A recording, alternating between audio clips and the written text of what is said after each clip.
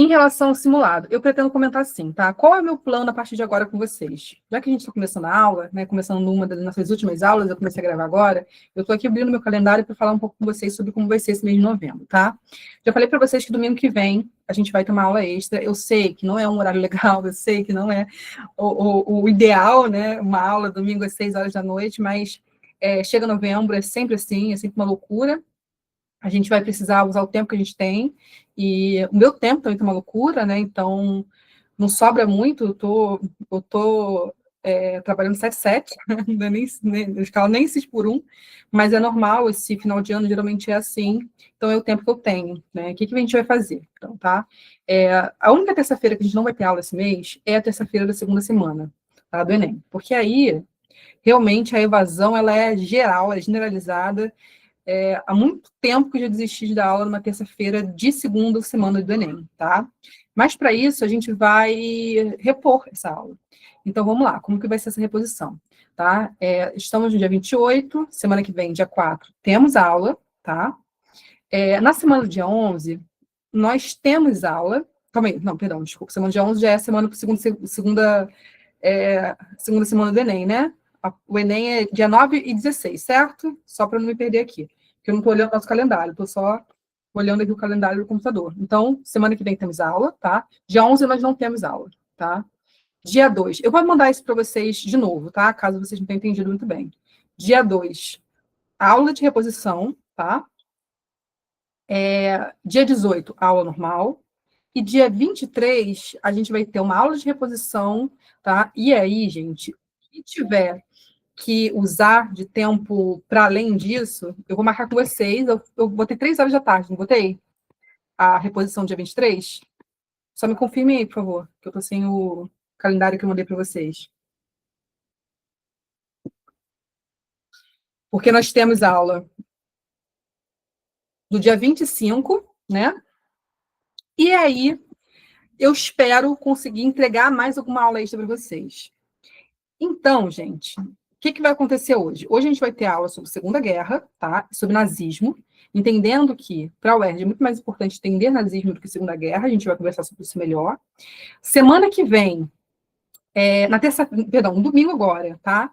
Nós vamos ter aula sobre Guerra Fria, então eu vou trazer para vocês os principais conflitos de Guerra Fria. No dia 4, tá? Ou seja, na próxima terça-feira, nós vamos ter aula de América Latina, tá? A gente vai falar de ditadura militar, né? Aí vamos lá. No dia 18, a gente vai ter aula sobre o período atual, tá? Os conflitos mais recentes, aquilo que a gente sabe que pode cair na prova. E aí, dia 23 e dia 25, nós vamos ter comentários de simulado, de provas. A gente vai fazer assim um amarrado total aí de todas as coisas que a gente puder fazer. E eu pretendo, espero, que eu ainda consiga dar mais uma aula extra para vocês. Entenderam? Ou ficou confuso? Tá? E aí, por isso que eu estou comentando, em relação a comentar o simulado, eu pretendo comentar simulado ou no dia 23, tá? Ou no dia 25.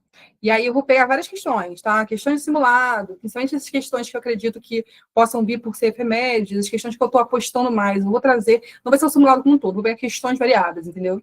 As questões de simulado, questões de provas aleatórias, enfim. Vou estar trazendo isso para a gente conseguir fazer uma revisão geral. Então, até agora, nós temos uma aula extra, tá?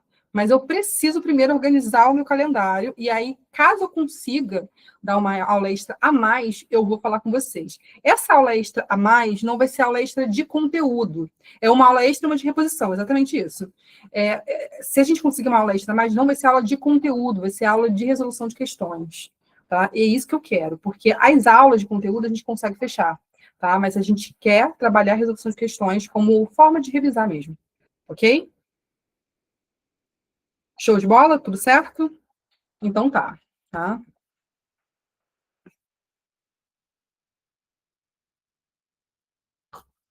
Então, esse aulão que eu quero fazer com vocês é isso. Aulão no sábado? Ou é muito... Então, eu tô querendo, na verdade, fazer esse aulão com vocês de revisão na quinta-feira, tá? Na quinta-feira, pré-prova. Ou seja, cai que dia? Alguém vê para mim? Dia 27. Mas eu não consigo confirmar com vocês agora, tá? Então, provavelmente vai ser quinta-feira, porque sábado já fica mais puxado, né? Até porque eu já dou aula no sábado, então, de qualquer forma, quem tem aula no sábado vai ter aula no sábado, mas, para além disso, aula extra, provavelmente vai ser dia 27, mas ainda tem que confirmar, tá? Fica muito em cima, é verdade. Sexta-feira não tem como, mas provavelmente quinta-feira vai rolar esse aulão. Vamos ver, vamos ver. Deixa eu confirmar para vocês aqui, por isso que eu não coloquei naquele calendário que eu mandei para vocês. Preciso confirmar primeiro meus horários. Show? Não, sábado é complicado para todo mundo, fora que eu dou aula também, né? Eu tenho turmas de sábado aqui, inclusive tem até uma galerinha aqui. Então tá, gente, olha só, já estamos gravando aqui, começamos um tempão, vamos falar aqui dos assuntos. Hoje a aula vai ser longa, tá? Então a gente vai ter nosso intervalinho, como sempre a gente tem, mas vai ser uma aula longa, porque hoje a gente vai conversar sobre nazismo e Segunda Guerra Mundial. E aí o primeiro ponto que eu quero já trabalhar com vocês é essa ideia, né, de uma desassociação, né, ou melhor, entender que são processos que surgem de forma contínua, surgem em função um do outro, ou seja, o nazismo ele é essencial para a Segunda Guerra Mundial, mas ele não é a mesma coisa que a Segunda Guerra Mundial, tá? Nazismo e Segunda Guerra Mundial não são sinônimos. E, mais do que isso, entender nazismo, entender nazifascismo enquanto um partidos, mas também enquanto sistemas políticos. Esse entendimento muito importante para o UERJ. Por isso que eu gosto de fazer essa aula dessa maneira, né? Geralmente eu até trago essa aula em duas partes, em 2 dias diferentes. Hoje não vou fazer isso. Eu vou trazer essa aula de uma vez só, entendendo o que é nazismo, entendendo o que é a Segunda Guerra Mundial, entendendo que para o UERJ, entender nazismo é mais importante do que entender a Segunda Guerra Mundial. Show de bola? Qualquer coisa, se eu estiver falando rápido demais, vocês me parem, porque vocês sabem que às vezes eu me empolgo, e aí só vocês avisando mesmo. Tá? E aí eu começo com essa frase que vocês já devem estar cansados de ouvir, né? Já coloquei até em simulado, se eu não estou enganada, que o caminho de Auschwitz foi construído pelo ódio, mas pavimentado pela indiferença. O que significa isso? Significa o debate, o velho debate, mas não tão velho assim, né? Porque, infelizmente, ele é datado da segunda metade do século XX para cá, de que existe uma importância enorme em assumir a responsabilidade diante da indiferença. Quem que o Ian Kershaw, que é o historiador, um dos mais importantes historiadores de Segunda Guerra, a gente tem poucos trabalhos dele traduzidos para português, mas com certeza vocês já leram muita coisa dele, enfim, ou pelo menos influenciado por ele ou inspirado por ele, porque o Ian Kershaw ele traz esse debate da importância de responsabilizar, né? E responsabilizar para além do Estado. Não é só o Estado que deve ser responsabilizado, e sim as pessoas como um todo. A partir do entendimento de que um sistema autoritário, um sistema cruel, um sistema ditatorial, seja ele qual for, ele nunca vem sem um apoio popular, né? De alguma medida. E aqui eu já digo para vocês que esse apoio, ele não é um apoio necessariamente direto. Ele não é um apoio necessariamente de compreender e aceitar e acoitar, e sim um apoio que vem por uma sensação de conforto diante daquilo que é posto enquanto uma melhora de vida, né? Movimentos autoritários, regimes autoritários, em geral, surgem em um momento político de muita fragilidade. Ou seja, pessoas estão empobrecidas, desempregadas, né? A fome já está ali fazendo morada, a gente já tem aí uma série de dificuldades de acessar o básico. Então, é nessas situações, nesses momentos que surge sempre uma figura de Salvador, e essa figura de Salvador promete resolver a situação, né? E nisso que promete resolver a situação, não importa o que fazer, o que vai ser feito para conseguir se chegar ao fim, né? Essa lógica, ela tem uma relação muito grande com uma herança que a gente tem, né? Do pensamento maquiavélico, que eu já conversei com vocês, esteve nesse último simulado, de que não importa o que se faça desde que se chegue aos fins, né? Inclusive, o fim é sempre a segurança da maioria, o fim é sempre a estabilidade do Estado. Inclusive, é importante que vocês entendam esse conceito, né? Porque é um conceito que a UERJ gosta de trabalhar, é um conceito que está presente no livro de vocês da redação. Essa é uma questão que eu faço questão de comentar com vocês, tá? Na nossa revisão final, de entender, né? Quando a gente olha, por exemplo, a Hamlet, que estamos falando, né, de um contexto de construção do Estado moderno, e essa construção do Estado moderno entende que tudo vale para a manutenção do Estado e para a manutenção do poder. Então, o Estado nacional, ele é formado a partir dessa perspectiva, de que o fim último é sempre a estabilidade do Estado, não importa o que se faça para conseguir chegar até ela. Tá? E, geralmente, essa estabilidade do Estado vem a partir da criação de um inimigo interno, e é isso que a gente vai trabalhar hoje.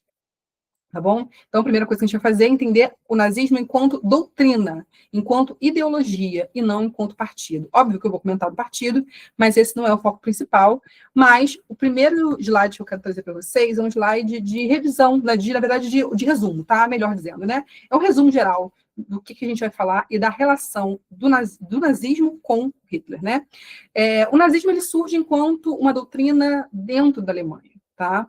Ele vai se basear em vários fatores, em várias ideias que já estavam presentes nessa Europa, mas vai ser um sistema próprio da Alemanha. Tá? Vai ter como principal líder Adolf Hitler, como vocês sabem bem, e o que a gente tem que lembrar, que enquanto regime, o nazismo ele tem algumas características que são comuns em todos os regimes e doutrinas nazifascistas que vão surgir no mundo a partir da década de 20, tá? Ou seja, partidos que são únicos, ou seja, o unipartidarismo. Por quê? Porque o unipartidarismo traz consigo a ideia de força, de união, a ideia da união faz a força, a ideia de que se só tiver um líder é mais fácil conter o problema. É nacionalista, tá? O nacionalismo ele é pedra fundamental de qualquer movimento nazifascista. Ele é militarizado, tá? Anticomunista. Por que esse anticomunismo é importante? Porque o comunismo em si, a própria doutrina comunista, vem como pressuposto a ideia de universalidade. Vamos lembrar que o Manifesto Comunista traz consigo a ideia de trabalhadores do mundo unidos, independente da minha nacionalidade, independente do meu local de nascimento. Se eu sou trabalhador e o outro também é trabalhador, então nós somos companheiros. Então, repara que essa ideia, ela quebra com o principal fundamento do nazismo, que é o nacionalismo. Tá? Isso é muito importante vocês entenderem, porque é uma forma também de argumentar em alguma questão. Tá? Também antiliberal, porque o liberalismo prevê a ideia de um Estado que não é intervencionista, tá? E até porque a gente sabe que o nazismo surge como resposta, né, como uma das respostas à crise do liberalismo, então ele precisa se colocar enquanto uma opção. Tá? Ele é eugenista, né? Lembrando que eu falo para vocês, há muito tempo que a eugenia não foi inventada por Hitler, ela só foi manipulada por Hitler, foi utilizada por Hitler, né? Enfim, né, a gente tem, então, teorias racionalistas, a ideia do darwinismo social, e o caso específico do nazismo e do fascismo tem as suas origens na Primeira Guerra Mundial. O que significa isso, né?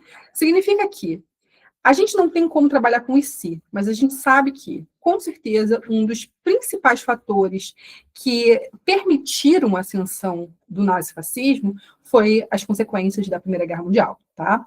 Então, a gente tem alguns eventos importantes, eu coloquei aqui só para vocês já pegarem ali como dica, né, de pontos principais, o Putsch de Munique, tá? Que foi a tentativa de tomar Hitler. Obviamente, eu vou falar sobre isso melhor durante a aula, né? Isso aqui é só um resuminho para iniciar a aula. A crise de 29, porque um dos fatores importantes que eu falei para vocês na aula sobre a crise de 29 é que os Estados Unidos vão ajudar financeiramente mesmo, tá? A Alemanha nesse processo de reconstrução. Então, quando os Estados Unidos quebra a Alemanha, assim como o mundo todo, né? Mas a Alemanha, que tinha basicamente uma bengala, que era os Estados Unidos, quebra também, então aí o pouco degrau que tinha sido conseguido, né, ser erguido nesse momento, cai de novo. Né? E, enfim, a gente tem aí a ascensão do Partido Nazista a partir das disputas presidenciais, né, de 32 e 33. 32, Hitler, ele acaba perdendo, né, a presidência, mas ele conquista o Congresso, né, ele vai se tornar chanceler em 33. Em 33, a gente tem um caso de um incêndio que acontece no Congresso alemão, que vai ter como culpabilizados, né, os socialistas, e Hitler, então, vai se utilizar desse momento para poder falar para o povo que, olha, nós temos que combater esse inimigo, né? Nós temos que ser um pouco mais severos no combate desse inimigo. E é aí que Hitler acaba, posteriormente, com a morte do presidente, né, da Alemanha, criar um plebiscito em que ele vai ser, ao mesmo tempo, chanceler e presidente. Né? E aí a gente tem aí a ascensão do Terceiro Reich, como ele mesmo dizia. Tem pergunta aí, não tem? Calma aí.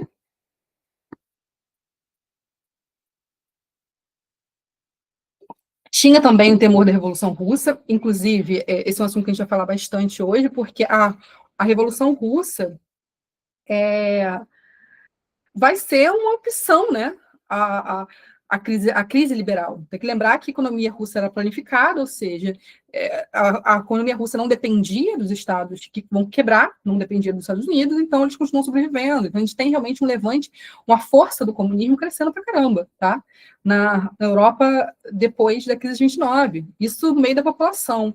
Então não é, de forma alguma, é uma viagem, né? A população ela apoia esses regimes porque era opção, ou era isso, ou era o comunismo, né? E o comunismo ele cria uma esfera de medo muito grande, assim, existia uma propaganda anticomunista que funcionava muito bem, né? Então, de fato, a gente pode considerar não só a população após esses regimes, como uma corrente bem importante de historiadores vai dizer que aquela política do apaziguamento, que é assunto que a gente vai ver daqui a pouco, tinha como objetivo também tentar não acabar com a única força que realmente estava sendo eficaz contra o comunismo. A gente tem que pensar que, geograficamente, a Rússia ela está num lugar muito estratégico, né? E que era possível expandir de forma muito efetiva. O chamado corredor polonês, também é assunto que a gente vai ver daqui a pouco, estava ali, né? Impedindo que a Rússia, que a União Soviética avançasse sobre os países europeus. Gente, eu vou pegar aqui o mapa para vocês, para que a gente não fique perdido, né? É importante isso. Deixa aqui, rapidinho. Eu fico sempre preocupada que vocês não estejam percebendo, né, o que eu estou falando para vocês. Calma aí, peraí. Percebendo o que eu estou falando para vocês. Calma aí. Vamos lá. Vou pegar o Maps mesmo, tá? O mapa atual já é suficiente para a gente entender o que eu estou falando aqui. Tá? Só para a gente entender um fenômeno importante, que é a distância entre a Alemanha e a Rússia, tá? Vou aqui projetar aqui rapidinho meu Maps mesmo, que já é suficiente para a gente entender isso. Obviamente que a gente aqui tem a reconfiguração pós-Segunda Guerra Mundial, a reconfiguração pós-fim da Guerra Fria, mas o que é importante entender é o seguinte, tá? É importante entender que isso aqui é a Rússia, isso aqui é a União Soviética, tá? Que tinha, ó, que chegava até aqui. Estão vendo meu mouse? Então, beleza. Chegava até aqui, ó, Ucrânia, tudo isso aqui, ó. O que separava, deixa eu aumentar aqui um pouquinho, que está muito pequeno. O que separava a Alemanha, né? Perdão, a França, por exemplo, da União Soviética, era basicamente a Alemanha, tá? Porque a gente tinha esse avanço, tá? De Moscou em direção à Polônia. Inclusive, é uma das grandes causas da Segunda Guerra que a gente vai ver agora. Então, entenda que a Alemanha aqui, né, ela funcionava como um governo forte, já que a Polônia não era lá grandes coisas, né? A Polônia estava ali enquanto um fantoche do Ocidente, mas a Alemanha era um governo forte. E sendo a Alemanha um governo forte, era o principal a principal borracha, o principal amortecedor contra o avanço da União Soviética. Então, entendo que a política do apaziguamento foi para evitar uma guerra? Foi para evitar uma guerra, mas também porque a Alemanha, do jeito que estava de bom tom, né? Era interessante ali para evitar o avanço da União Soviética. Estão sacando o que eu quero dizer? Alguém está viajando aqui no que eu estou dizendo? Beleza, então. Então, vou voltar aqui para o nosso slide. Pois bem, tá? Seguindo aqui a nossa conversa. Bom, então, a gente pode considerar como esses fenômenos aí mais subjetivos, tá? Que explicam a questão da ascensão do nazismo, mas a gente precisa entender o conceito de eugenia, o conceito de raça que surge no final do século XIX. Na verdade, digo melhor, né? Se fortalece, o racismo científico se fortalece no século XIX, mas é um conceito que surge antes, né? A ideia de raça surge ali com o processo colonizatório, no século XVI, mas essa ideia de raça, ela não é cientificada, entende? Porque é no século XIX, com a criação do conceito de Estado-nação mais fortalecido, né, que esse conceito ele vai se tornar algo a mais, né? Ele vai se tornar algo que vai explicar a dimensão do avanço das nações europeias. Estão pegando o que eu estou dizendo? Alguém ficou na dúvida? Ficou confuso para alguém? Tá? Então, entenda que a ideia de raça ela se fortalece no século XIX. Tá? Então, aqui, ó, eu até coloquei para vocês que o conceito de eugenia ele foi criado ali em 1823, né? E tem ali como objetivo explicar aquele que nasce para ser grande, ser bom, ser justo, e aquele que nasce para ser bandido, aquele que nasce para fazer o mal, aquele que nasce com espírito perverso. Tá? Isso define quem é superior, isso está totalmente relacionado com a ideia de nacionalidade, tá? Então, esse é um primeiro conceito que a gente tem que entender, né? Então, quando a gente pensa nessas políticas eugênicas, eu nem coloquei para vocês, mas eu quero que vocês entendam que políticas eugênicas eram comuns em toda a Europa, era comum nos Estados Unidos, tá? Essa busca por uma pureza racial, essa patologização daquilo que é considerado desviante, sexualidade, gênero, né? Essa busca por conseguir chegar a um ponto que a gente garantisse uma superioridade intelectual e corporal dos homens, né? Conseguisse selecionar as melhores raças, né? É aqui que surge o conceito de loucura, né? No século XIX, o surgimento dos manicômios, essa busca, né, por uma seleção, por ajudar essa seleção natural, né, essa busca pela evolução humana. Então, esse racismo científico, ele envolve várias práticas médicas, envolve várias práticas sanitárias, psiquiátricas. A gente tem no Brasil o sanitarismo, né, do início do século XX, muito forte, no final do século XIX a gente já tinha, mas é no início do século XX que as políticas sanitaristas avançam muito. Então, a gente tem uma patologização da vida, tá?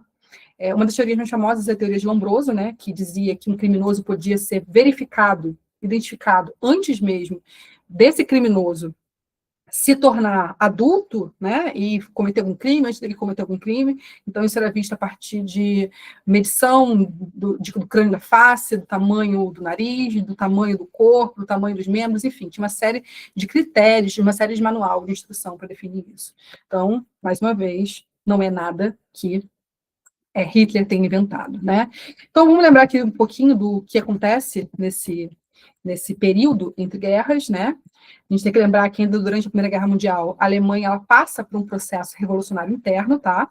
Esse ponto nunca foi perguntado na UERJ, mas é importante a gente saber. Então, durante a Primeira Guerra Mundial ainda rolando, dentro da Alemanha, a Alemanha está vivendo um processo revolucionário. Esse processo revolucionário ele vai negociar o armistício da saída da guerra, tá? A saída da guerra da Alemanha. O que vai acontecer aqui? Então, a gente vai ter o fim da monarquia e o início de uma república.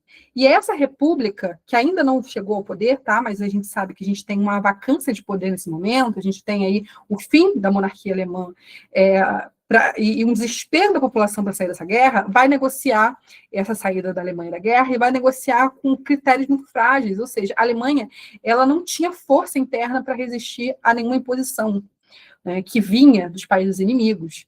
Então, é esse governo revolucionário que tinha derrubado a monarquia alemã, que vai negociar a Conferência de Paz de 1919.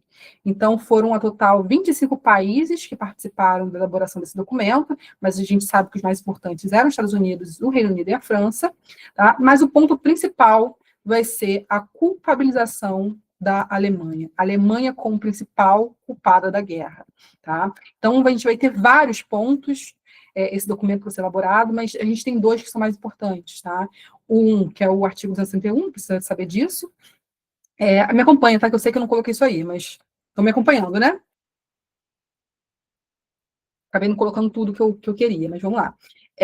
O artigo 201, que falava que a Alemanha era a única responsável por ter causado todos os males da guerra, né, culpada por todos os prejuízos, e, portanto, deveria pagar por esses prejuízos, o que a gente sabe que é um exagero. Eu acho que isso é ponto pacífico entre qualquer historiador, qualquer cientista político, né. A gente sabe que a Alemanha tem uma culpa, obviamente, ela tem uma culpa é, da guerra, mas isso não dá à Alemanha uma culpa total dessa guerra, mas enfim, a gente vai falar muito sobre isso hoje ainda.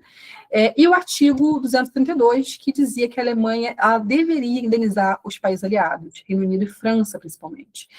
Também decidia que a Alemanha deveria repassar todas as colônias que possuía para a Inglaterra e para a França, devolver a Sácia-Lorena para a França, né, que são aqueles territórios conquistados durante a Guerra Franco-Prussiana, né, e vários outros territórios vão ser divididos entre Bélgica, França, alguns territórios vão se tornar de domínio internacional, né, outros territórios vão se tornar países independentes, como a Polônia, a Lituânia, a Dinamarca.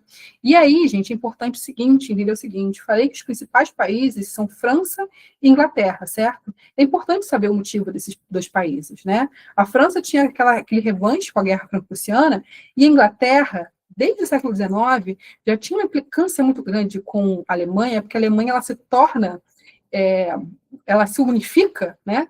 Quando ela se unifica, quando ela se torna uma nação, um Estado-nação, ela já está ali muito avançada do ponto de vista industrial. Então, a Alemanha ela se tornou um problema para a Inglaterra, né? Ela se tornou um inimigo para a Inglaterra. Então, a Inglaterra queria destruir esse avanço alemão, também tinha esse ponto, tá? Além disso, que são os pontos talvez mais falados, esse artigo ele também definiu que a Inglaterra, a Alemanha não poderia possuir marinha, aviação de guerra, artilharia pesada, né, não poderia promover recrutamento militar, o exército tinha que ser bem pequenininho ali, de 100 mil soldados no máximo.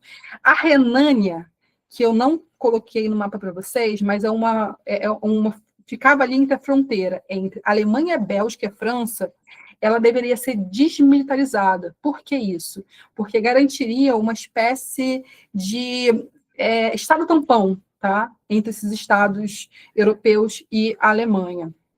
Isso é importante, porque Hitler vai remilitarizar essa região. Além disso, as indenizações de guerra, que eram muito grandes, né, 20 bilhões de marcos ouro, que depois virou 200 bilhões, enfim. E, como consequência, a Alemanha ela vai viver um processo de hiperinflação. Gente, hiperinflação, como o nome já diz, é uma situação que o país é mais fácil, isso aí vocês devem ter ouvido muitas vezes, né? É mais fácil queimar dinheiro para se aquecer do inverno do que comprar lenha. Já ouviram essa frase? É clássica pra caramba. Isso é hiperinflação. Então, essa ideia de Estado tampão é um Estado que ele funciona como se fosse um amortecedor entre um país e outro.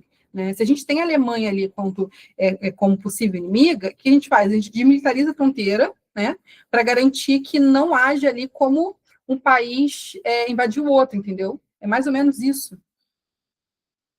É o que vai tentar ser feito com a Polônia também, né? A Polônia ela vai ter, Tchecoslováquia, ele vai ter essa função, entendeu? Se você não tem militarização na fronteira, você impede que passe, tá? Bom, então essa ideia de hiperinflação é muito importante, porque você está criando o medo, o desespero, a raiva, o ódio, né, da população. E aí, gente, vai surgir uma série de teorias conspiratórias também, isso é importante, dentro da Alemanha, tá? Por quê? Porque, você lembra que eu falei para vocês que durante os conflitos que vão ocasionar a guerra da Armênia, né, contra a Armênia, genocídio armênio, uma das coisas que vão ser faladas ali, um dos argumentos é que um soldado judeu não é um soldado confiável.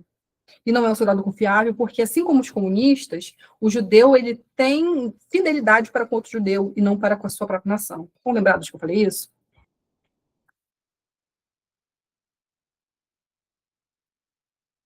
Era papo disso mesmo, Mirella. Então, isso vai levar a um entendimento por parte, uma espécie de fake news, enfim, teoria conspiratória, de que o culpado do fim, da perda, né, de ter perdido a guerra, né, da Alemanha ter perdido a guerra, eram os judeus que estavam no exército. Então, repare que o ódio está surgindo ali, né? Então, a gente tem o surgimento aí de grupos paramilitares, que vão ser os grupos que vão dar origem ali ao SS, já vou falar melhor sobre isso. A gente tem fortalecimento de ideias extremistas em toda essa Alemanha, tá bom? E é aí que a gente tem o surgimento do Partido Fascista. Show de bola? Até aqui acho que foi, né? Então, deixa eu passar aqui adiante. Bom, falar um pouquinho da República de Weimar, é importante nesse contexto, que surge em 19. Vamos lembrar que a Alemanha, quando ela vai negociar a saída da guerra, ela está com uma vacância de poder, tá? E essa vacância de poder leva à necessidade de colocar alguém no poder, né? Então, essa Alemanha que está com a vacância de poder tinha muito medo dessa vacância surgir algum partido comunista que tomasse a Alemanha. Então, rapidamente, eles vão se reorganizar no pós-guerra para tentar resolver isso. E vão estabelecer uma república parlamentarista, ou seja, uma república em que tem um presidente como líder principal, tem o chanceler, tá, que é uma espécie de organizador de Estado, e tem duas casas legislativas, o parlamento e a assembleia, tá? Bom, a República de Weimar, a princípio, ela vai passar por vários momentos financeiros, tá? Ela vai, a princípio, não conseguir recuperar economicamente a Alemanha, depois ela vai ter uma recuperação até milagrosa, depois ela cai de novo. Mas o ponto é que até 1924, várias bolhas inflacionárias vão surgir, vai ter várias ondas de oscilação de desemprego, insatisfação popular, uma falta de credibilidade muito grande com os comandantes políticos, né? E em 25, quando é eleito Heidenberg, que era um ex-herói de guerra, esse problema, né, da Alemanha ali, essa hiperinflação, ela vai ser um pouco contida, até por conta da proximidade que existia com os Estados Unidos. Os Estados Unidos vão ajudar muito nesse sentido. Só que, como eu falei para vocês, em 29 a gente tem a crise, então essa rápida recuperação ela vai ser realmente muito rápida. E é aí que a gente vai ter a radicalização do nazismo na Alemanha. Show? Passando aqui. A gente tem muito o que falar hoje.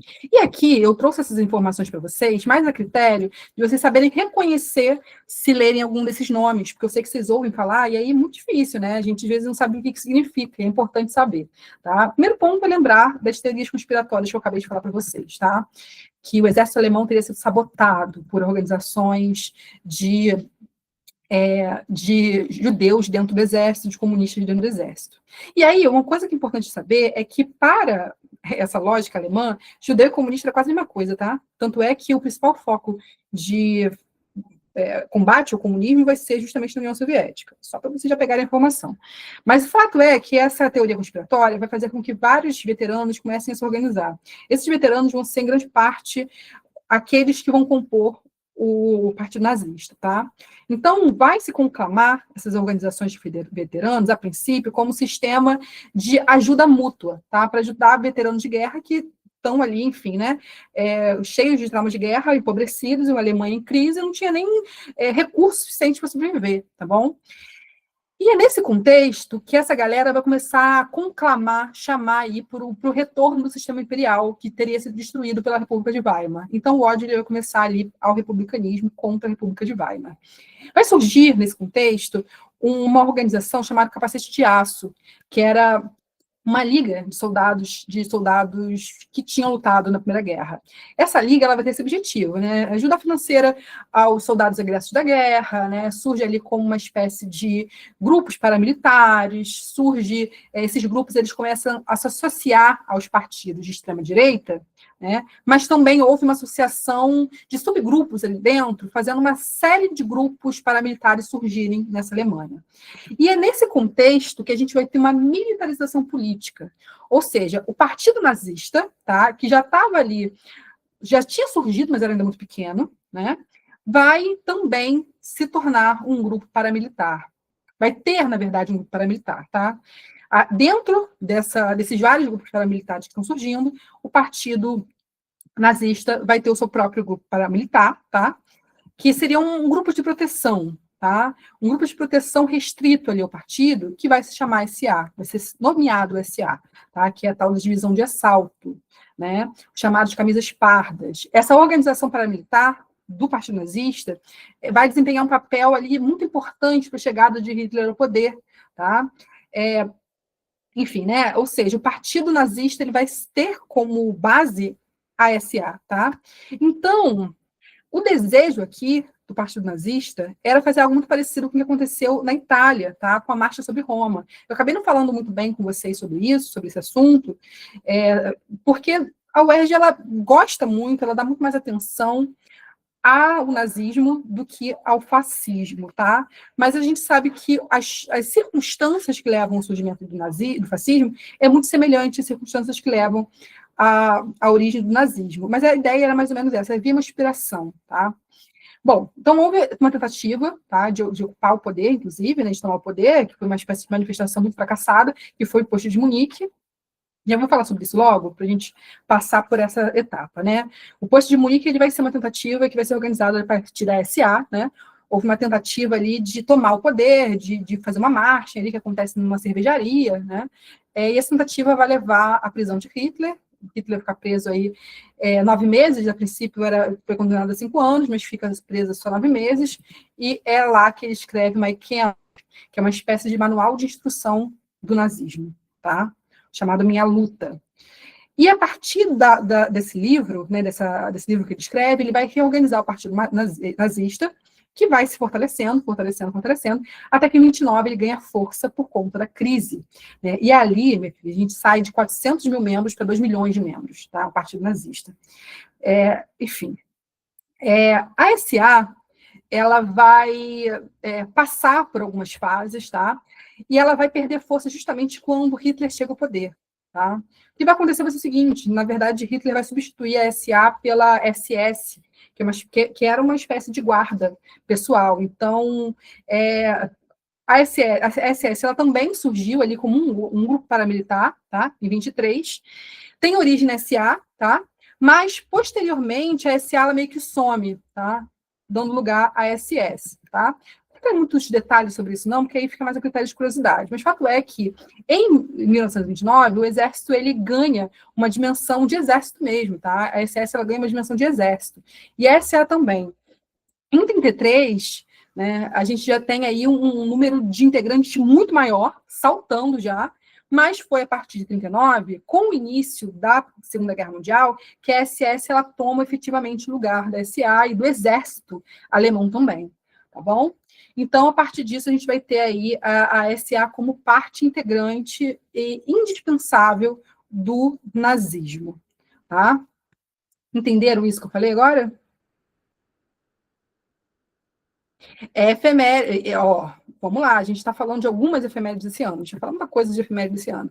Além disso, por isso que eu estou dando atenção para essa aula, tá? Podem esperar que essa aula a gente vai até umas 10 horas. Segurem aí o tranco, porque hoje a aula vai ser longa. Então, assim, vamos lá. A gente também tem a Gestapo, tá? Nesse contexto. Peguem um biscoitinho, um biscoito amanteigado, uma rosquinha de coco. Hoje a gente vai ter altas horas. Bom, porque assunto importante. Bom, além disso, né? A gente tem também a Gestapo, que funcionava como uma espécie de setor de inteligência, né?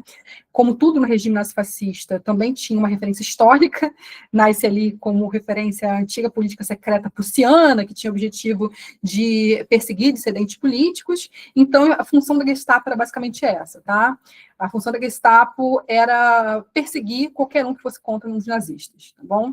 Então, durante a República de Weimar, vai existir ali uma ação da Gestapo extraoficial e durante o nazismo já vai fazer parte, vai se incorporar à burocracia alemã, tá bom?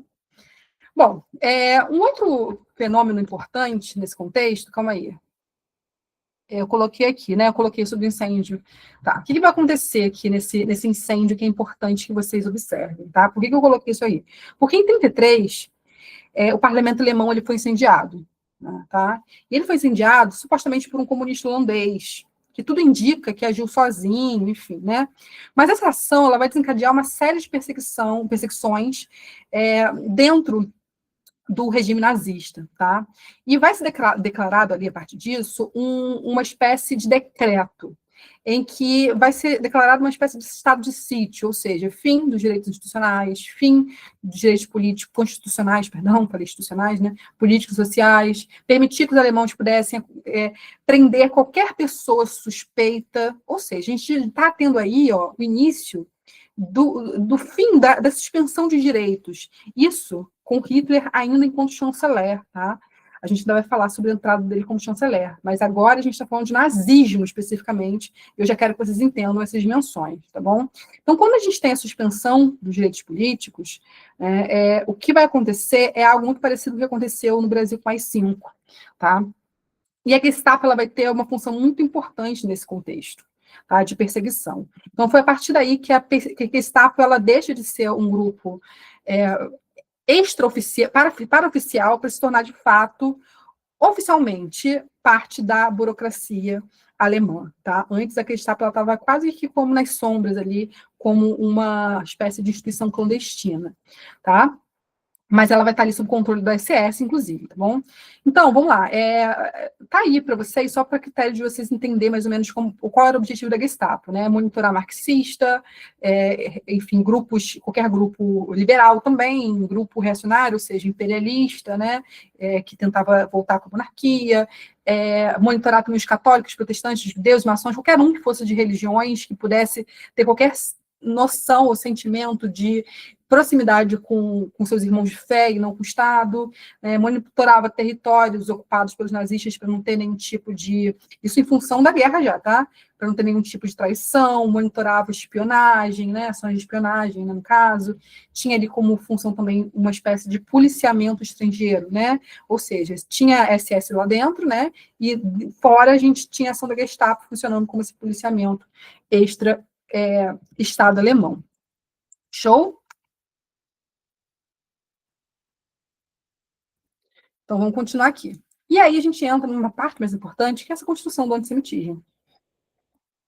Já falei bastante com vocês sobre isso, né? A gente começou a aula falando sobre isso, mas o que vocês têm que saber, tá? Que esse sentimento de ódio de Deus, ele já figura desde o século XIX. Né? Isso é um assunto que eu até vou falar com vocês melhor no domingo, para a gente entender, por exemplo, que a construção do Estado de Israel era uma demanda desde o século XIX e começa muito incentivado, inclusive, pelos próprios antissemitas, que queriam tirar os judeus dos seus países, né? Das suas nações.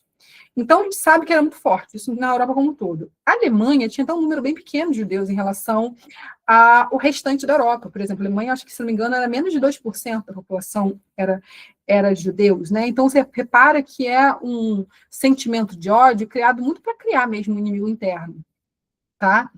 Mas a gente vai ter alguns eventos importantes que vão marcar esse início dessa construção do antissemitismo. A gente vai ter um evento que vai acontecer em 33, que vai ser um boicote aos estabelecimentos judeus, tá? Que vai ser um boicote generalizado, que vai ser incentivado pela mídia, incentivado pelo Estado, para que ninguém entrasse, ninguém consumisse nada que fosse de estabelecimento judeu. E esse boicote ele nem vai dar muito certo no princípio. A população não vai aderir muito, né? Vai acontecer várias coisas, né? O boicote, como ele foi previamente divulgado, né, orquestrado, previamente divulgado, teve, inclusive, uma própria ação dos judeus de não abrir o estabelecimento naquele dia, enfim, para evitar qualquer tipo de ação. Então, é aí que a SS mesmo vai se meter nesse processo. Então, vai iniciar ali um processo de depredação, né? Membros da SA ficam nas portas dos estabelecimentos, impedindo qualquer um de entrar nesses estabelecimentos, né? Vários cartazes, pichações, como vocês estão vendo aí na imagem. Bom, porém, a participação popular ela não vai ser tão grande assim, mas você repara que já tem um Estado ali formando esse sentimento, incentivando esse sentimento, tá? Isso não significa nem que o alemão, né, médio não era antissemita, porque meio que, nesse momento da Europa, todos eram antissemitas em alguma medida, mas significa que não existia um interesse, necessariamente agora, por parte do cidadão, de realmente fazer qualquer frente aos judeus, enfim. Mas a gente já tem a construção desse sentimento antissemita aí. Tá? Um evento que vai durar um dia só, tá? Mas que vai continuar repercutindo na mídia por um bom tempo, até meio que aumentado pela mídia. Mas, além disso, a gente tem uma outra lei posterior, que vai ser uma lei muito importante para criar um ódio, um ódio a essa população judeus, que foi a primeira lei de restauração do serviço público profissional, que foi a primeira lei que é discriminatória do Estado nazista, que vai ser as bases para a lei de Nuremberg, que eu vou falar no próximo slide, que vai ser a nazificação da Alemanha, tá? Ou seja, tinha o objetivo de educar a população, e criar um sentimento antissemita na população. Então, vai aposentar compulsoriamente qualquer pessoa que tivesse histórico de atividades pregressas com comunistas, com anarquistas, pessoas racializadas, ou seja, qualquer um que não fosse ariano. Aqui a gente ainda não tem uma definição muito certa do que é ser ariano, mas isso vai ser colocado.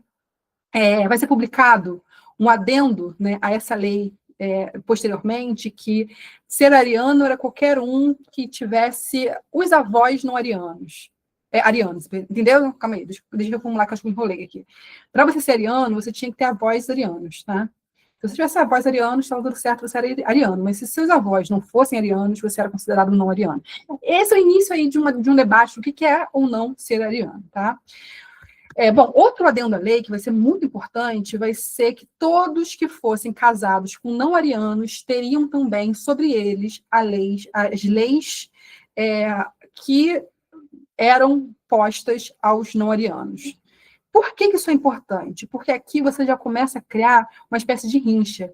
Porque se eu, né, sou um homem que estou no serviço público, sou casado com uma mulher, que não era ariana, eu vou começar a culpar ela por ter sido demitida. Eu vou começar a culpar ela por todo mundo estar me olhando torto. Porque eu sou ariano. Né? A culpa é dela de eu estar sofrendo tudo isso. Então começa a sentir esse ódio. Os filhos começam a ter ódio das suas mães, dos seus pais. Né? Então, várias leis vão surgir, vocês que vão ser advogados, né? Proibição, por exemplo, de fazer o exame que é análogo aí à nossa OAB, o exame de ordem, né? Uma porcentagem máxima de alunos judeus que poderiam frequentar as universidades, a revogação de judeus que tinham cidadania alemã agora passavam a não ter, né? Rolavam aí mais ou menos uns 400 decretos ao total, rolaram, né? Para expurgar os judeus da Alemanha, alcoólatras, desempregados, prostitutas, homossexuais, pessoas com deficiência, ciganos, todo mundo deveria ser expulso da Alemanha e está incluído nessa lei. Tá? Todos vão ser incluídos nessas leis que vão dar origem às leis de Nuremberg. Show? Estamos acompanhando aqui? Beleza, tá? Além disso, né, a gente também vai ter a criação da Central de Imigração Judaica, tá? Isso já no contexto de anexação da Áustria, em 1938, né? Vocês lembram, não sei se eu disse isso, mas que a Alemanha não tinha tantos judeus assim. Estão lembrados disso? Falei, né? Falei, menos 2%, falei agora. Estão lembrados? Então, só que quando a Alemanha anexa a Áustria, aí sim a gente vai ter uma quantidade de judeus muito grande nessa Alemanha, porque a gente já vai ter aí, a Áustria tinha muitos judeus, né? Então, quase 200 mil judeus caíram ali nas mãos dos nazistas nesse contexto. Então, agora tinha judeu à beça, né? Então, o que vai acontecer? Vai se criar uma central de imigração para expulsar mesmo. Olha, estamos convidando vocês a se retirarem, tá? Bom, e aí, com esse aumento repentino, né, a gente vai ter aí um aumento, inclusive, desse ódio, tá? Então, muito dessas leis estão sendo criadas aí nesses contextos. Eu não coloquei aqui a data, eu coloquei sim, 1938. Reparem que a gente já está aí no contexto de criação de início de guerra. Bom, aqui a gente tem as leis de Nuremberg, né? Em 35, né, a Alemanha ela continua economicamente prejudicada. Eu falei para vocês que a gente teve uma melhora em 34, que a gente teve uma melhora em 24, mas com em 29 a gente tem a crise de 29, a Alemanha está totalmente ferrada, e em 35 a Alemanha ainda está bem prejudicada. Então, a solução vai ser culpar os judeus por essa situação econômica, tá? Então, os judeus eram associados principalmente os comunistas, né? Então, a gente vai ter aqui o início daquilo que a gente chama de questão judaica, um termo muito, muito racista e muito antissemita, tá? Bom, o que vai ser essa questão judaica que vai criar as leis de Nuremberg? Né? As leis de Nuremberg vai criar, primeiro, né? O primeiro ponto que é muito importante de vocês saberem é que cria a lei da bandeira do Reich, ou seja, a bandeira nazista ela se torna oficialmente a bandeira da Alemanha, tá? Duas leis vão ser criadas que vão ser muito importantes para a gente, que proibia relacionamentos entre arianos e não arianos, que são as leis de proteção do sangue da honra alemã, tá? Que vai proibir os casamentos entre arianos e judeus, tá? E proibir que os judeus emigrassem, né, para a Alemanha. Isso já acontecia, mas principalmente, gente, nenhum judeu poderia ser empregado por ninguém, tá? Nenhum judeu, não judeu, poderia empregar, enfim, ter qualquer relação com pessoas de fora enfim, né, que fossem arianos. Bom, também vai criar a lei da cidadania do Reich, né, que definiu que só poderia ser considerado Alemanha quem tivesse sangue puro, tá? Ou seja, a gente tem aqui as determinações mais específicas do que seria ariano, né, que demonstrava quem era digno de ser ariano. Para quem, enfim, né, ou seja, para ser considerado ariano, você tinha, nesse momento agora, com as leis de Nuremberg, ter pelo menos aí 3 avós não judeus, tá? E não poderia jamais praticar a religião judaica. Show de bola? Estão acompanhando? Estão acompanhando? Exatamente. Surreal que isso aconteceu e que está acontecendo em muitas situações também. Bom, um outro evento que é muito importante para a consolidação desse ódio judeu vai ser chamado as Noites dos Cristais, tá? Nessa onda de deportação de judeus, né, um rapazinho polonês de 17 anos descobriu que os pais haviam sido deportados da Alemanha, tá? E ele vai ficar com ódio muito grande, porque vai perder os seus pais, né? E aí que ele mata um oficial alemão, né? E quando ele mata esse oficial alemão, se inicia uma caça às bruxas contra qualquer um que tivesse descendência tivesse sangue judeu nas veias, qualquer um deveria ser morto, poderia ser morto sem problema algum, né? Essa noite ela vai durar 2 dias, né? O que acontece, tá? Os nazistas eles vão dizer que era uma ação que não era uma ação de Estado, tá? Isso não vai ser oficializado enquanto uma ação de Estado, e sim uma ação voluntária por parte das pessoas que estavam revoltadas, né? Alemães indignados, como se fosse uma situação bem natural ali, tá? Então vai começar uma caça às bruxas ali, na caça aos judeus. A ordem era todos judeus que fossem encontrados deveriam ser levados imediatamente às centrais de controle, onde eles eram enviados para campos de concentração e guetos. Tá? Aqui, a gente já tem que inserir um conceito importante, né? Os campos de concentração são diferentes de campos de extermínio, tá? Campos de concentração era onde eles ficavam, campo de extermínio vai ser onde eles vão ser exterminados.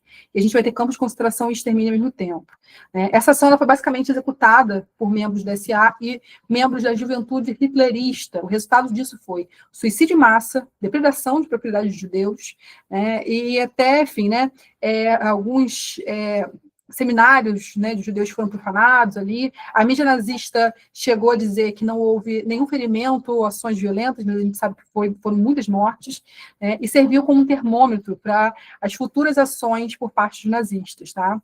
Para saber, por exemplo, sentir a situação, sentir se ia ter revolta popular ou se ia ter apoio popular. E a gente viu que eles viram, né, que teve apoio popular. Tá? Então, os nazistas, eles impuseram, né, uma multa, inclusive, para os próprios judeus, porque vários lugares foram depredados e, enfim, quem tinha que pagar isso eram os próprios judeus. E, a partir dali, vai se criar mais leis antissemitas, que é a expulsão de crianças das escolas, jovens das universidades, a expulsão completa dos judeus da vida social e econômica dentro da Alemanha. Tá? Alguém quer ler para mim aí, o que está nessa matéria aí que eu botei para vocês? Só para descansar um segundinho minha voz? Pode ler, Clarinha. É esse que está escrito em novembro? Isso. Ah, tá. Vermelhos incêndios no céu do Reich. As sinagogas ardem. Mulheres, velhos, crianças são atiradas para a rua na noite. O sangue corre. Que crimes cometeram aqueles sobre que se exerce uma tal violência? Têm sido maus cidadãos? Não. O seu crime, a sua falta, é serem judeus. Os rolos da lei, aqueles livros sagrados, são lançados nos braseiros. Os santuários pacíficos e veneráveis casas, consagradas à oração e à exaltação religiosa, afundam-se nas chamas. A turba de nazis troca diante da blasfêmia. Amanhã haverá ainda profanações.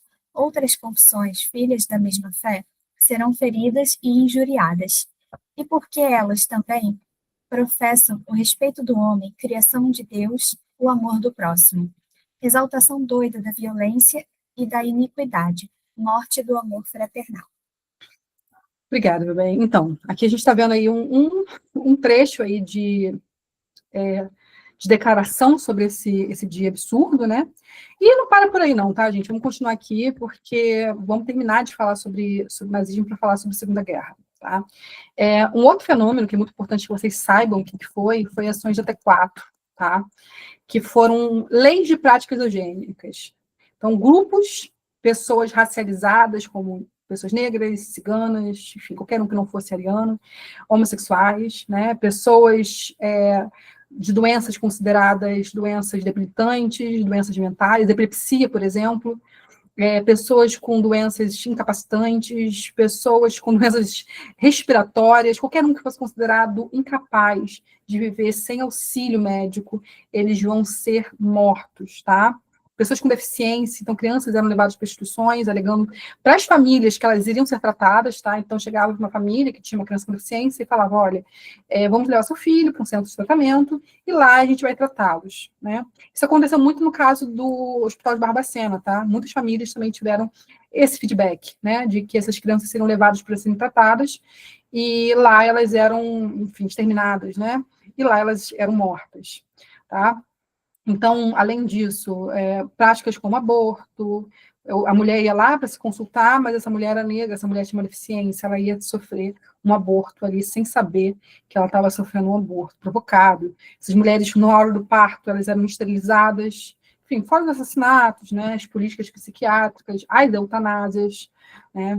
A inalação de monóxido de carbono foi uma ação até posterior, a gente vai falar sobre isso, mas, a princípio, as ações da T4, elas eram ações muito diretas, tá? Ações de que a pessoa ia lá no hospital e passava por isso, elas eram levadas e passavam por isso. E a ideia de você colocar muitas pessoas numa câmara de gás aconteceu, por incrível que pareça, como uma forma de não provocar danos psicológicos em quem mata, né? Porque acabou rolando uma onda de médico enlouquecendo em função disso, por culpa, né? Enfim, né? Não que isso seja... Mas foi uma ação do governo nazista de tentar evitar a mão de poupar a mão de quem mata, tá bom? Mais ou menos por aí. Então, enfim, né, os assassinatos não eram admitidos pelo Estado, obviamente, tá? Mas eles eram praticados. Bom, gente, eu vou dar intervalo para vocês quando acabar essa parte do nazismo, tá? E aí eu dou intervalo para vocês, vocês vão para o intervalo e voltam para a gente falar sobre a Segunda Guerra. Beleza, então, para a gente ter dois vídeos aí. Os guetos, falar dos guetos que é muito importante, né? Os guetos, eles foram criados como uma forma de tirar os judeus do convívio social, tá? Eles começam a ser construídos em 1939 pelos próprios judeus, que são obrigados a levantar os muros, como vocês estão vendo aí, tá? O primeiro gueto a ser construído foi na Polônia, já em contexto de guerra, tá? Onde 15 mil pessoas vão ser colocadas nesses guetos, tá? A gente está falando aqui de um passo em direção do que a gente vai chamar de questão judaica, tá? Que é o que a gente acabou de falar agora, né? Que é como resolver o problema dos judeus na Alemanha, como retirar os judeus da Alemanha, tá? E assim, a estimativa, mais ou menos, é que a gente teve na Alemanha ali, construído pela Alemanha, em torno aí de 1.100 guetos construídos em todo o leste europeu, por aí, tá? Uma quantidade bem significativa de guetos, e a vida nos guetos era uma vida muito complexa, né, muito difícil, variava muito, né, mas um caso contado por um sobrevivente, né, remete aí, em média, aí de 400 mil pessoas, em papo de uma área de 2 quilômetros quadrados, mais ou menos, ou seja, as pessoas viviam completamente mutuadas, e isso leva a várias mortes, né, por doenças, como, por exemplo, tifo, vai ter um surto de tifo dentro dos guetos, fome, né, varíola, enfim, várias doenças, né, até porque não vai ter, a fome mata muito também, né, até porque não vai ter abastecimento suficiente, a falta de infraestrutura fazia com que a opção de trabalho fosse a mão de obra semi-escrava ou escravizadas em alguns momentos, né, pelos nazistas. Enfim, a gente vai ter aí algumas tentativas de levantes armados, mas não dá muito certo, os judeus não conseguem fazer frente a isso, tá? E aí a gente tem aí, quando tinha algum levante dentro de algum gueto, esse gueto ele era exterminado e ficava por isso mesmo, tá? Bom, exatamente, Mirella. Chamados Anjos da Morte. Tinha até uma ação, inclusive essa questão dos Anjos da Morte, era também associada, esqueci, agora me fugiu o nome, que eram mulheres que eram parteiras, né, que matavam as crianças, esqueci o nome. Tinha uma atuação bem forte no Brasil também. enfim, se você lembrar, eu falo para vocês. No início do século XX, a gente tinha 6 anos da morte. Inclusive, isso foi até relatado numa novela da Globo, Lado a Lado. Tem um caso, né, que uma dessas mulheres, acho que era Parideira de Anjos, uma coisa assim. Não lembro, gente. O nome me fugiu agora. Parideira, eu acho que era uma coisa assim. Mas, ou seja, eram parteiras que pegavam as crianças que nasciam e matavam essas crianças e falavam para a mãe que a criança tinha nascido morta. Tá? Era mais ou menos isso. Isso foi retratado nessa novela, Lado a Lado, que, inclusive, super indico, uma novela que, obviamente, tem muito romantismo, mas é muito boa do ponto de vista histórico. Quem gostar de novela aí, ó, fica a minha dica. Sou noveleira dessa. Bom, para a gente dar o nosso intervalo, falar um pouco dos campos de concentração, né? O início efetivo da guerra, né, da Segunda Guerra Mundial, com a Operação Barbarossa, que a gente vai falar no próximo tempo da aula, vai criar uma série de políticas de extermínio, tá? Essas políticas de extermínio, que são parte dessa questão judaica, que a gente vai falar sobre ela muito ainda hoje, ela garantia uma forma de unir todos, matar um grande número de pessoas rapidamente, né, numa só ação. Então, a princípio, a ação dos campos de extermínio vai substituir os pelotões de fuzilamento, tá? E ela vai constituir a chamada solução final, que se inicia lá em 42, que é uma forma de vamos acabar de uma vez só com os judeus, porque a gente está começando a ter risco, enquanto a Alemanha nazista começa a perceber que está começando a ter risco, tá? De, enfim, né, perder a guerra ou ter algum problema ali na guerra. Então, a solução era matar todo mundo que pudesse matar, de uma vez só, tá? Então, em 42 começa um processo de extermínio em massa, então os campos de concentração vão dar origem aos campos de extermínio, tá? Então, enquanto esses campos de concentração servia, a princípio, para trabalho forçado, e a morte acontecia, mas não dessa maneira, agora vai ter também o extermínio em larga escala. Beleza?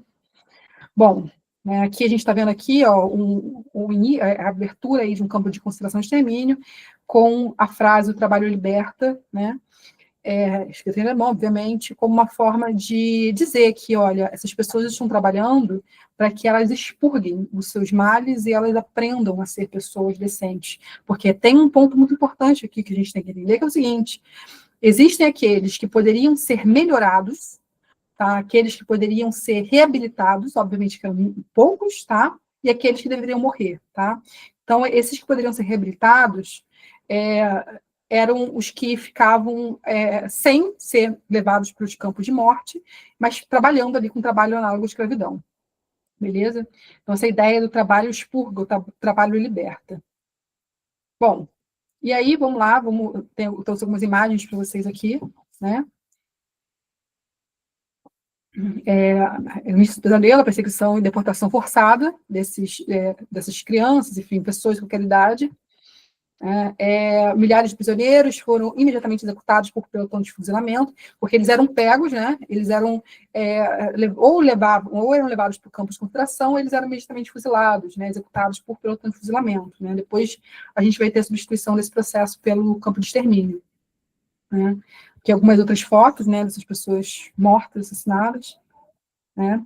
Os que não eram fuzilados, eram enviados para os campos, até que está errado aqui, tá? Para os campos de concentração e campos de extermínio, tá? Alguns eram enviados, e geralmente os campos de extermínio também eram campos de concentração, ou seja, as pessoas trabalhavam, quando elas já não serviam mais, elas eram exterminadas, ou quando elas já chegavam muito debilitadas, ou quando elas já chegavam muito idosas, né? Aí elas eram exterminadas de uma vez só, mas geralmente elas primeiro trabalhavam muito antes de serem assassinadas. Né? Aqui a gente tem a estação de Auschwitz, né, que foi o principal campo de extermínio. Os que sobreviviam à viagem, a gente sabe que a viagem era danosa, eles eram inspecionados por médicos e eram enviados para o campo de extermínio, enfim, eram condenados. Auschwitz, ele era um campo de extermínio, né? Então, Auschwitz, ele era para exterminar. Então, eles eram encaminhados para as câmaras de gás, aí, enfim, não tinha distinção de gênero, idade, nada. Tá?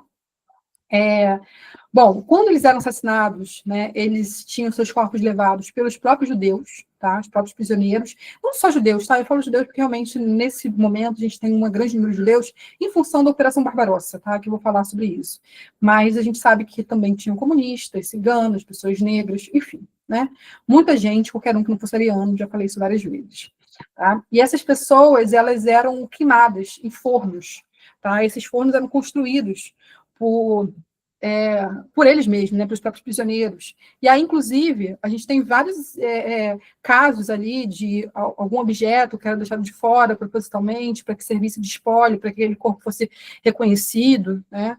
Então, quem morava perto sentia o cheiro, né?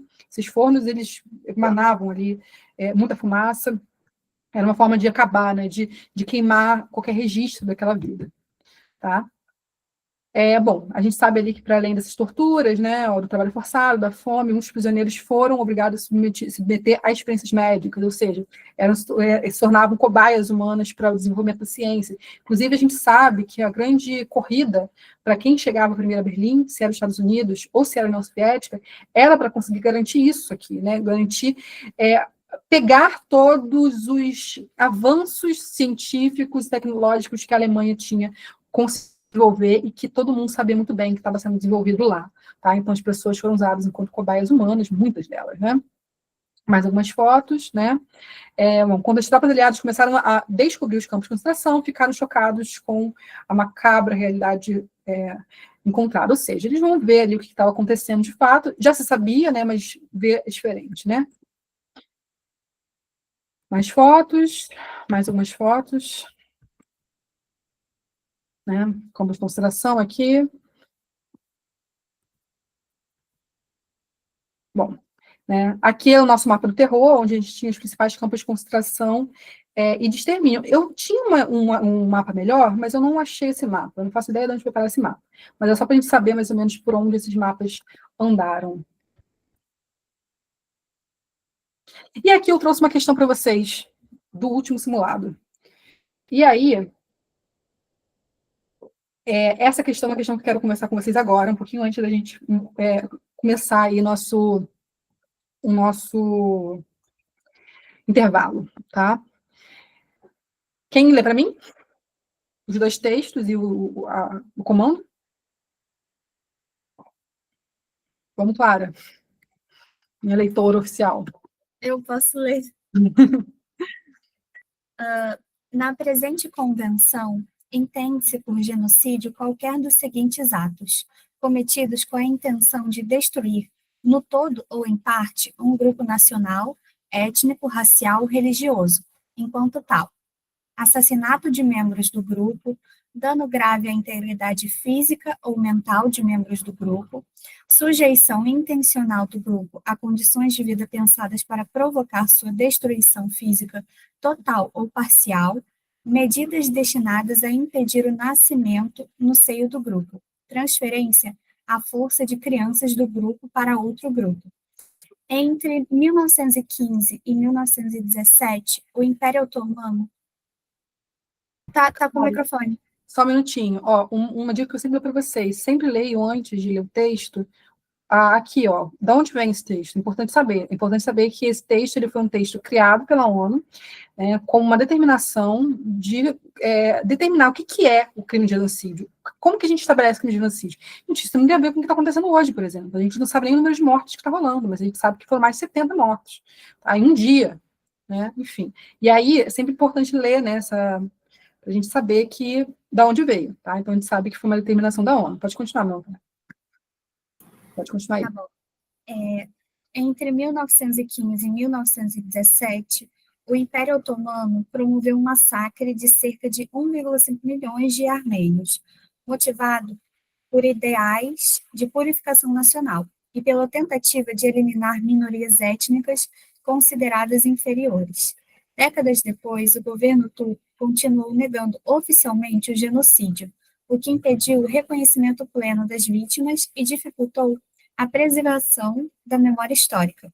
Ao longo do século XX, práticas semelhantes de exclusão e extermínio foram legitimadas por ideologias eugênicas que hierarquizavam raças e culturas, reforçando o apagamento de povos e histórias. Explique de que forma a ideologia eugênica e o nacionalismo contribuíram para a ocorrência e posterior negação do genocídio armênio. Em seguida, com base no artigo número 2 da Convenção de Viena sobre Genocídio, de dezembro de 1948, cite outro caso de genocídio historicamente silenciado, indicando os fatores políticos ou ideológicos que contribuíram para o apagamento do fato histórico na memória coletiva. Bom, vamos lá, né? A primeira pergunta, né? Ela queria que você dissesse mais ou menos ali qual era a relação da eugenia com o processo de extermínio, né? Entendendo aí a superioridade do Império Turco-Otomano, que se entendia enquanto superior racialmente, né? Entendia os armênios enquanto inimigos internos que atrapalhavam a garantia e supremacia do Império enquanto nação. Então, existe um sentimento de nacionalismo que surge aí. A gente tem que lembrar que o Império Turco-Otomano ele é um império multicultural, multiétnico, multirracial, multirreligioso, e até essa construção desse sentimento de nacionalismo, né, que determinava que deveria existir só um sentimento de unidade nacional, de unidade étnica, até esse momento, não havia muita importância essa multi-etnicidade, dessa multiculturalidade. A partir do momento que a gente tem a formação desse pensamento, aí se cria inimigos internos, aí se cria raças que são superiores a outras. Né? E aí se cria aquele que pode ser morto, aquele que pode ser assassinado, aquele que deve ser exterminado pelo bem maior da nação.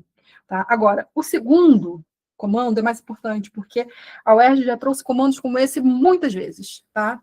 E aí, obviamente, que a UERJ geralmente ela é mais maneira que eu fui, né? No sentido de colocar qualquer um, diga qualquer caso, e aí vocês sempre colocam o Holocausto, sempre colocam o nazismo. Mas eu quis fechar um pouco o cerco para que vocês lembrassem de outros casos, para que vocês se forçassem a pensar em outros casos, tá? E aqui, gente, a resposta era muito ampla que vocês poderiam dar. Vocês poderiam falar do genocídio indígena, vocês poderiam falar do genocídio negro, vocês poderiam falar do Holocausto brasileiro, poderiam facilmente colocar, serve muito. Não corrigi isso ainda não, Clara? É porque eu não consegui corrigir todas, eu vou terminar de corrigir amanhã, tá? O genocídio armênio, enfim, eu acabei falando, né, mas assim, se fosse uma outra questão, o Holocausto brasileiro poderia ser colocado, o caso dos campos de concentração do Ceará, dos refugiados da seca de 1915, que é uma efeméride, gente, eu não falei sobre isso com vocês à toa, é uma efeméride esse ano, é a cara da UERJ trazer uma questão sobre isso, tá? Enfim, era vocês olharem, né, o que está escrito no texto 1 e pensar em algum caso semelhante, um caso análogo. Beleza? Tá o quê, gente? Calma aí. Os campos de concentração do Ceará. Tá? O genocídio de Aruanda podia, com certeza. Né, de Ruanda, falei Aruanda, gente, aí, ó, atrapalho. Ruanda. Ruanda, o genocídio de Ruanda. Bom, é isso, o Ceará, os campos de concentração do Ceará, tá? Dos refugiados da seca. Tá?